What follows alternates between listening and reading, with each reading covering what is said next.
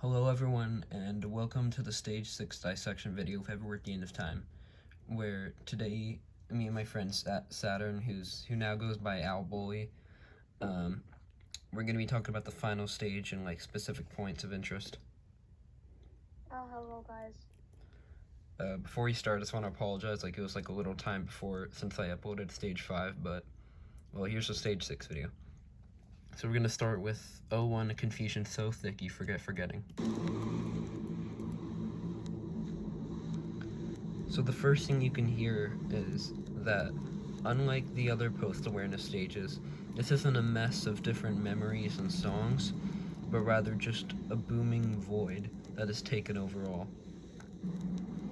The remaining memories have now been absorbed into this emptiness feeling, and they don't stick out but rather blend in. As you can see, there aren't that many samples used in 01, although at the same time that makes it hard to identify for some people when they're doing sample guides. As you can see, the Haunted Ballroom appears a few times here, which is the first track the Caretaker ever made, which is interesting. Some tracks like Internal Bewildered World also appear a lot, which are very fitting. And sometimes the static just takes over and it's just nothing. So what do you think of the first part here? Well, I mean, it's a good start, but all you know now is really nothing. There's really no memories. Some memories play at very rare. Some memories play at a second or a clarity, and that's only the snippets of memories you can get. And it's just an endless void of not terror, but hear me out. Not terror, but just a void of emptiness and memories that are not in a fluid process, but more in a more advanced vegetative state. Definitely, and the way Stage 5 transitions to Stage 6 is masterful, because at the start we had K1 and L1, and that was just a mess of songs and memories. Then M1 was when the synapse retrogenesis happened, and you started to age backwards in your mind, mentally. And then N1 came when you entered this vegetative state where your mind becomes this hollow state. And 01 transitioned so that even from N1, where there was at least some sense of you being there, here in 01 the void has just taken over your mind. It's empty feeling. And that's what makes the title really interesting. It's a confusion so thick that you are no longer aware of your forgetting. It's called post-awareness, of course, because you're no longer aware of your dementia, because you've reached the point where you don't know about it anymore from forgetting, since dementia was one of the most recent things you have learned. And because the synapse retrogenesis, you're going to forget it pretty quickly compared to childhood memories. So the fact that you're forgetting means that you are no longer even aware that there was anything at all, and this is just how you are, and you only live in the present. What do you think? Well, exactly what you said, and then you don't live in the present, you don't live in the past, you don't live in the future. You live in this empty mind of yours, of your imagination, you could say. Nothing, nothing to see, nothing to hear, nothing to know. It's just a confusion so sick that you eventually will get forgetting. Yeah. And what's interesting to note is that unlike Stage 4 and Stage 5, which takes titles just based on certain diagnoses and parts of late-stage dementia, Stage 6 is on the more emotional, poetic side, just like some of the earlier stages. So, there's not too much to talk about in 01, but there are some specific points of interest. This is one of the clarity states we hear in 01 right here.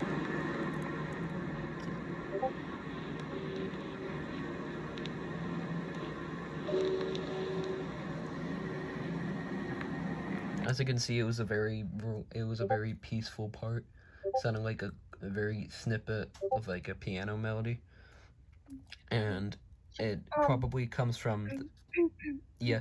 It comes from an empty bliss beyond this world, and if you don't know if you don't understand why, it's that part. It's like dun dun dun dun dun dun dun dun dun dun, like that, and it's like dun dun. That was that's like one of the most famous parts of the song. So it was an interesting choice to use that as one of the final clarities. And there's another piece that's pretty interesting we can hear here. It's a similar sounding clarity, although it's a little different from the first one. And at this point, any break. It sounds more like a little bit delay. Yeah. And a little bit's delay is still a little prominent here in stage 6. And because tracks like this stick out so much because the rest of it has been absorbed into this void. So the final part I want to talk about here comes near the tail end of stage of 01. And of course we see the haunted ballroom appear a lot. But we all know Heartaches is a very famous melody. And we also see Now the Night is Over and the Dawn is About to Break appear a lot, which is the final track of Patience After Sebald, and that's why you hear voices. But here you can hear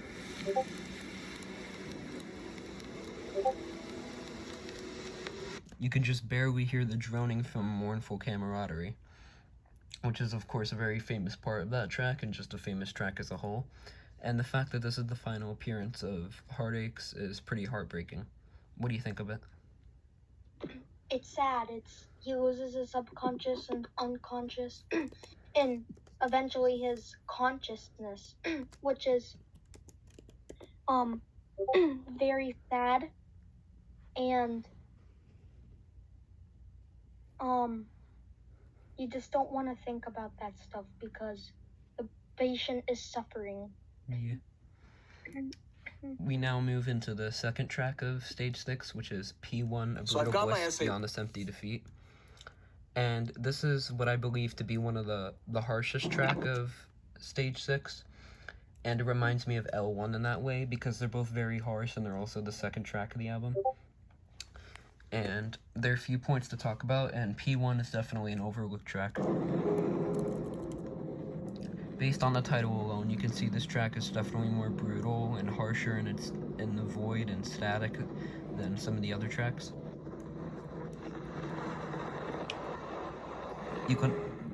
You hear like some static and a note come in early on, but even like this void is kind of crushed down.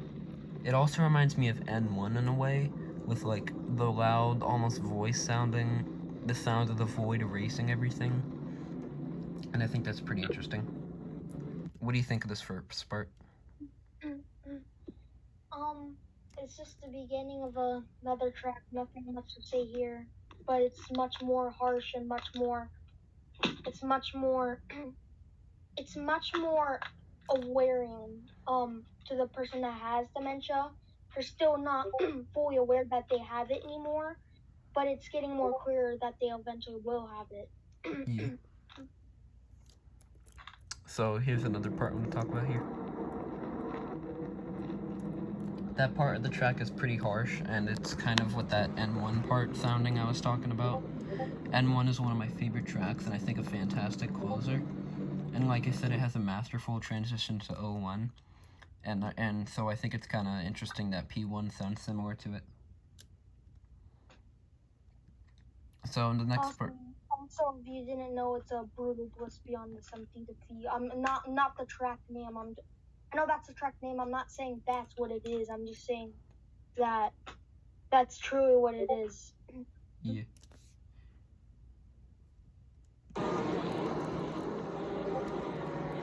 This part is probably where the track is at its harshest. And you can also kind of hear All That Falls Is True and Poor Life Enunciation, or at least a very similar sound. Like I said, it's very similar to N1.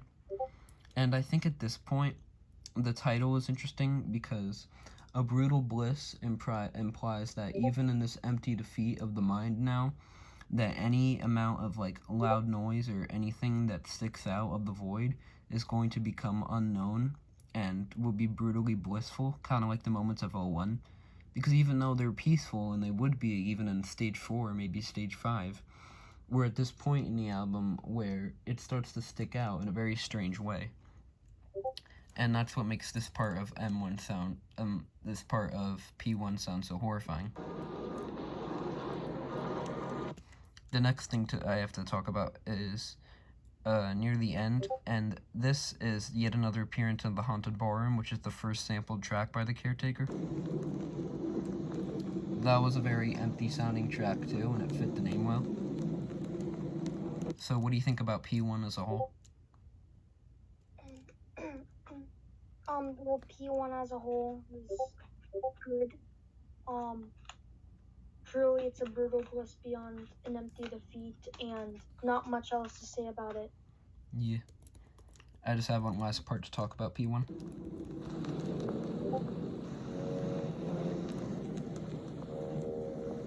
We kind of hear some horns, which is interesting, and it definitely sticks out at this point.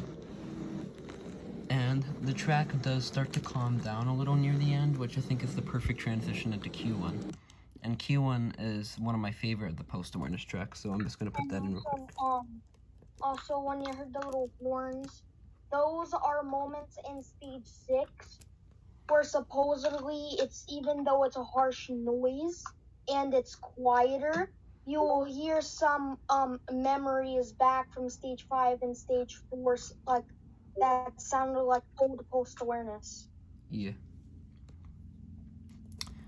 Alright, so next we have Q1, Long Decline is Over.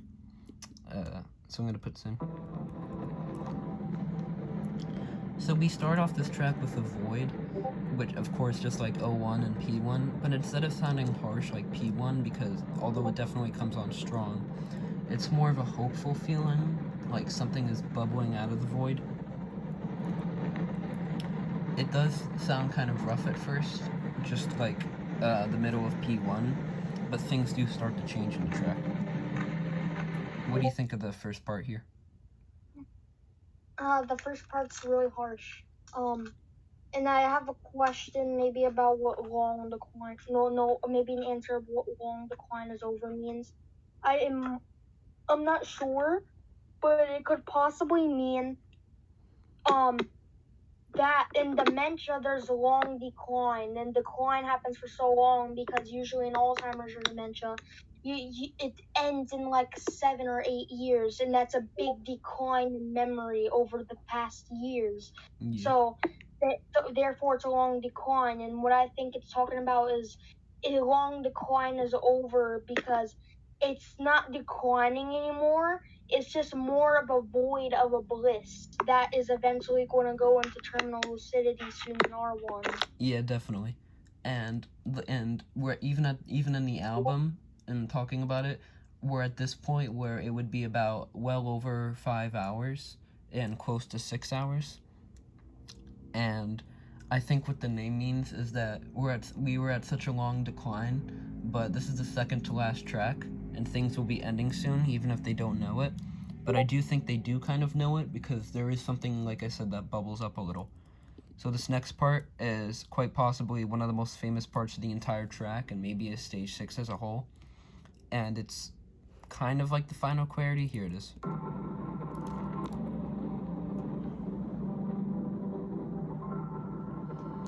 It's those 3 piano notes that kind of drag out a little and kind of echo and hollow. And they're honestly some of those beautiful notes. And I heard people say things before that you wouldn't have thought twice about it in some of the earlier stages. But it sticks out so well from the void in that it doesn't sound weird or strange, but almost kind of hopeful, which I think is very beautiful. What do you think? It sounds pretty beautiful too. Yeah. So here's another part that I want to talk about for the track. At this point in the track, this is when the void starts to kind of go away, or at least this harsh version of it. And this is quite possibly one of the most relaxing parts of the entirety of the post-awareness stages. It's a very, very relaxing part. There isn't really any melody or main note that's being played, like the void, but instead just this empty static, kind of like an oasis in the mind at this point. There are a few points where you could say the empty bliss kind of happens, but I think this and the end of J1 are very similar in just this ethereal feeling of emptiness, but also just like bliss. You know what I mean? Yeah, I know what you mean. I really like this part because it's just this empty feeling of static. Another part I'd like to talk about is around here. Yeah. This is when things start to, well, that emptiness starts to go away, and this is a void again, but a different kind of void from P1. Things start to feel a bit more hopeful, and almost like something is reawakening from all this. And you can just barely hear tracks what I believe to be misplaced in time. And in the final minute of this track specifically is very beautiful, and it reminds me of like that void part about halfway through.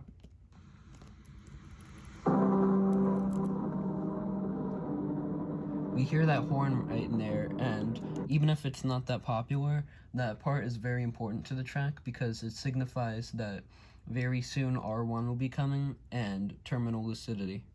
So what do you think of Q1 as a whole? Q1 is very good. At the end, you can hear the void, and that's about it. You don't really hear the void. It goes away, and at the end, it's just most of the void is really just gone away, and not all of it, but to where you'll hear very slowed down chimes. Yeah, and at this point when there's no longer the sense of like post-awareness of confusion, or even just like a confusion so thick, but rather just this state of emptiness like I described a few times. So next we have R1, which is the album's closer, and there's a lot to discuss here, and I'm definitely going to let some parts play out. As we can see from the beginning, it's just this emptiness of static, which is, of course, but then we hear that part, which always seems to surprise me. It kind of feels like the horrors of P1 return, but even this won't last, and the void is now being replaced by this empty static. I think a good way to compare it at this point is that the confusion, like, of the post-awareness, like stage 4, stage 5, that was kind of about like the memories being like entangled. Then the void is when you no longer have memories and you have no sense of what's happening. But the static is kind of this inner sense of peace, of nothingness. And the last embers of anything being there start to rise again. And we just have this state of emptiness for a few minutes. Then about 6 minutes into this track, we have the organ. This organ plays for about 10 minutes or so, and it's a very beautiful part because it signifies that something will be awakening soon. That even after the void and static and everything, something is about to happen. There's an immense sense of something impending about to happen, and it's almost as if the patient is bubbling up from everything, and they're just aware that something is changing, and they're no longer in a state of void or only living in the moment, and memories start to return one by one. What do you think of this part? It's not good really to talk about this part until don't go to the last of the organ segment, just go to near the end, because that's where it gets its most powerful. Yeah. The void. So we can hear it. What's that noise? I don't know what that noise is. Alright. Anyways, so you're right, this part is like definitely the strongest part of the organ, and as it gets louder and louder, you can definitely, if you don't know what happens next, you can still tell that something's about to happen. And even in this final part of the album, which has got to be around just a little over 10 minutes, you can feel this sense of something being awakened.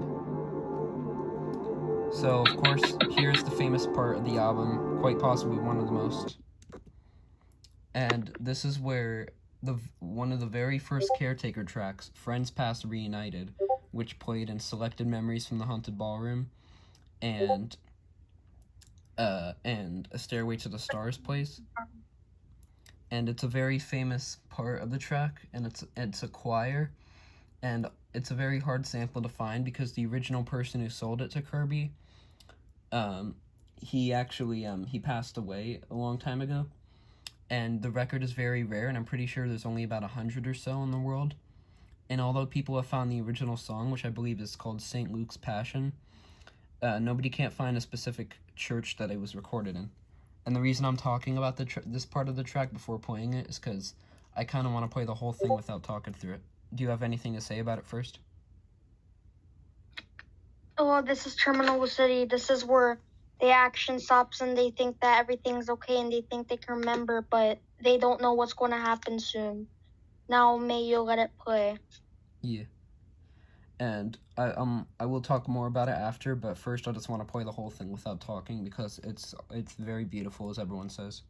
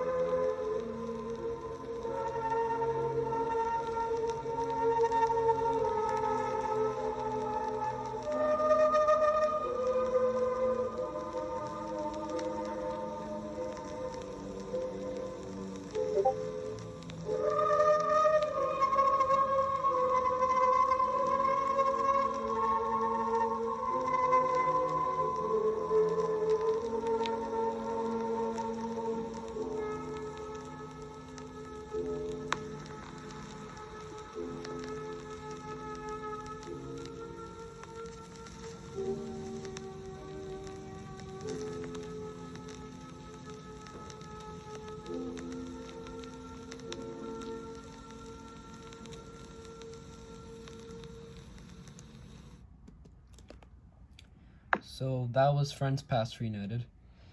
I decided to let the whole thing play in whole, and I don't know if that goes by any copyright, but I don't really care. So, of course, everyone talks about that track, but I do want to talk about what it means to me. So, before this, we had more and more memories being lost, and eventually this void that was stage 6. Then, like I said multiple times, there was like the fuzzy feeling of like static that started to bubble up.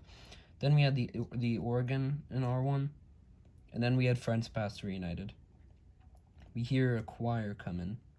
Many people think this symbolizes terminal lucidity, which of course is the still like mind-boggling concept that even after everything has been taken by the disease, that you still get such a pure state of recollection from all your memories in your final moments of life.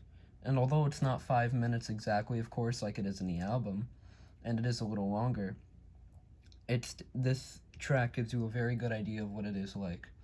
You don't expect it at all. It's very bittersweet, but of course it doesn't last too long. And at this point in the album, we only had about 6 or so minutes left. But this choir symbolizes terminal lucidity, and that it's finally the end of all the pain. And the name "place in the world" fades away implies that even though your body remains, soon that won't be here too, and your place in the world is fading away. And that's what makes the choir so powerful. People also think it could be the afterlife based on the angels. That sound like the angels. It sounds like they're singing in a way. And I think that's another good way to put it. But either way, it's still a very powerful track. So what do you think? I was going to say the exact same thing as you. Yeah. Do you have anything else to say about it, though? Nothing much. So, we have this final minute of the album, and this is just 1 minute of silence. No static, no songs, no nothing. And this final moment of silence represents, of course, a minute of silence for the caretaker, who has now passed away. Of course, not the creator Leland Kirby, but the caretaker as in the moniker. And this minute of silence symbolizes that even this final memory, Friends Past Reunited, is no longer here. Just like and now they have almost transcended the world. I think it's a good way to put it. And next, I would like to talk about the album art. And this is, I believe it's called Nectromigard.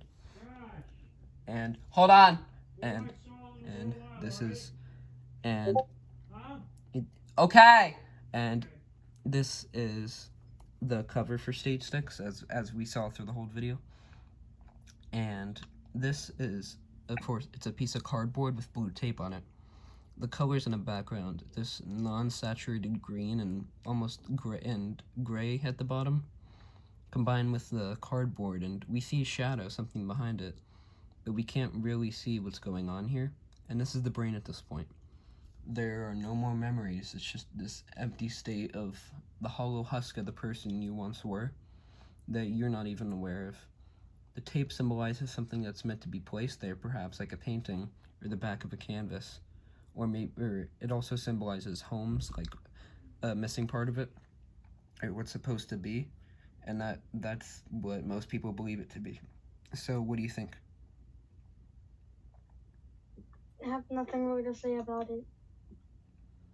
And I haven't really talked about the specific descriptions for each album, but the description for Stage 6 is Stage 6, Post Awareness Stage 6 is without description.